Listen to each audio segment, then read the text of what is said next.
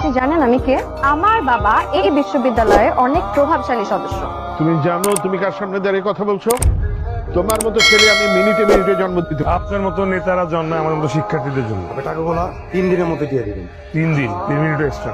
ওরা কারা? তোমার সাথে এরকম আচরণ করলো কেন? আর আমার কাছে এসে চাঁদার জন্য হুমকি দিয়ে গেল। তুমি থানায় ফোন করলে না কেন? মামলা দিয়ে তো ওরা সকাল বিকাল রেস্টুরেন্টে নাস্তা করে। অনেক সিনিয়র আপুরাই তো তার উপরে ফিদা। শুনেছি হাত টাত কেটে রক্তারক্তি করে তার নাম লিখে একাকার। উপর থেকে ভালো মানুষ সাজা, সত্যিকারের ভালো মানুষ হও না এক কথা।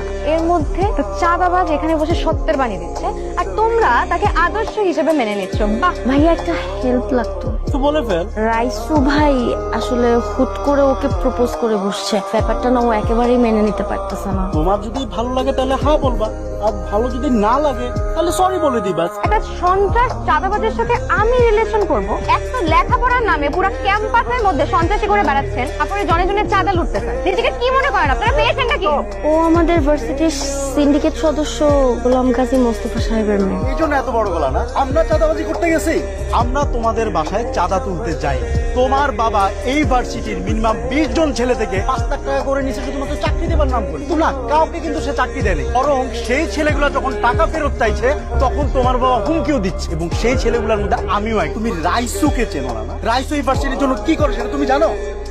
এভাবে তাকিয়ে থাকার মতন কোনো পরিবর্তন হয়নি। আমি আগেও যে রেনু ছিলাম এখনো সেই রেনু। যে কোনো মেয়ে আপনার জন্য নাম লেখুক বা হাত কাটুক যাই করুক না কেন, আমি বাদে আপনি আর কোনো মেয়ের দিকে তাকাতে পারবেন। যদি টাকা, তাহলে আমি আপনার চোখ উঠতে ফেলি। এভাবে সবসময় সাপের মতন তাকিয়ে থাকবেন না তো, আমার লজ্জা লাগে। সাপ আর মাছ এভাবে তাকিয়ে থাকে অপলক।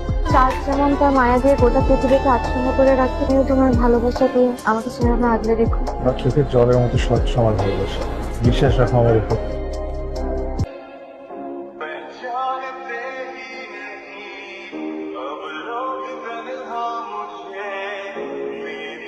আমার মেয়ে রেহনুমা, কেন তো? রেনুমা কার মেয়ে সেটা আমি জানতাম না, এখন জানলাম যে আপনি তার বাবা। রিয়েলি? তোমাদের মতো ব্রিলিয়ান্ট ছেলেগুলো যদি আমাদের রাজনীতিতে আসে তাহলে দেশের চেহারা কিন্তু একদম পাল্টে পারে। দেশ নিয়ে ভাবার জন্য আপনাকে ধন্যবাদ। তো আপনি আমাকে কি বলতে চান সেটা বলে ফেলুন। রেহনুমা আমার একমাত্র মেয়ে। ওর সাথে তোমার সম্পর্কটা ঠিক কতদূর আমি জানি।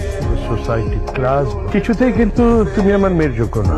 আমি তোমাদের সম্পর্কটা মেনে নিতে পারি, তবে তোমাকে আমার কথা মতো চলতে হবে। তার বোধহয় আপনি ইতিহাস মনে করতে ভুল করছেন। কোন নেতারা কখনো বিপ্লব ঘটায়নি। বিপ্লব ঘটিয়েছে আমার মতো সাধারণ মানুষের। না আমার আদর্শ, না রেনু, কোনো কিছু থেকে আমি পিছপা। আর আপনার শেষ নামে দেখিয়েছি আমার বাবা। ছাত্র সমাজের কলঙ্ক, মাদক মুক্ত ক্যাম্পাস চাই, চাঁদাবাজ রাইসুর বয়কট বয়কট। বিশ্বাস করো, আমার কিন্তু কোনো দোষ নেই। শোনো, আবেগ দিয়ে জীবন চলে না রাই। সাম্রাজ্য প্রতিষ্ঠা করার জন্য মানুষ যতটা না মরিয়া হয়, মানুষ তার থেকে কয়েকশো গুণ বেশি মরিয়া হয় সাম্রাজ্য রক্ষা করার জন্য। ঠিক হবে, ঠিক হয়ে যাবে, আমি আছি না? তুমি প্লিজ কয়েকদিনের জন্য তুমি দূরে কোথাও চলে যাও প্লিজ। তুমি সেফ থাকো। তুমি যদি সেফ থাকো তাহলে তুমি এখানে ন্যায় নীতি প্রতিষ্ঠা করতে পারবে, সাধারণ শিক্ষার্থীদের পাশে দাঁড়াতে পারবে। তোমার বেঁচে থাকা অনেক দরকার। সেফ থাকো, অন্ধকারের জন্য না হোক, অন্তত আমার জন্য। আরে কি হয়েছে? মানে কথা বলার টাইম নাই, পুলিশ তোরে খুঁজতেছে। আর মানানোর পাপন তোর পিছনে পোলাপান লাগাই দিস, যে কোনো সময় বিপদ হইতে পারে। তুই চল আমার সাথে।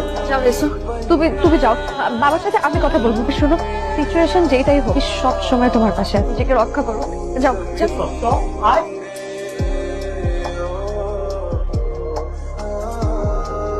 জি, চৈত্র মাসের চাদর দিয়া তারা আছেন কে? কে আপনি?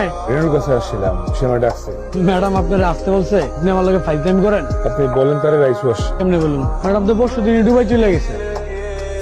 দুবাই চলে গেছে মানে? দুবাই চলে গেছে মানে দুবাই ম্যাডামের বাইরে থাকে, তাই তো দুবাই চলে গেছে। কবে আসবে? সেটা কি আর আমি জানি? আমি দুই মাসের দারোয়ান। আরে আমি যেখানে কমো এখানে যাবি, তুই আমার লগে চল।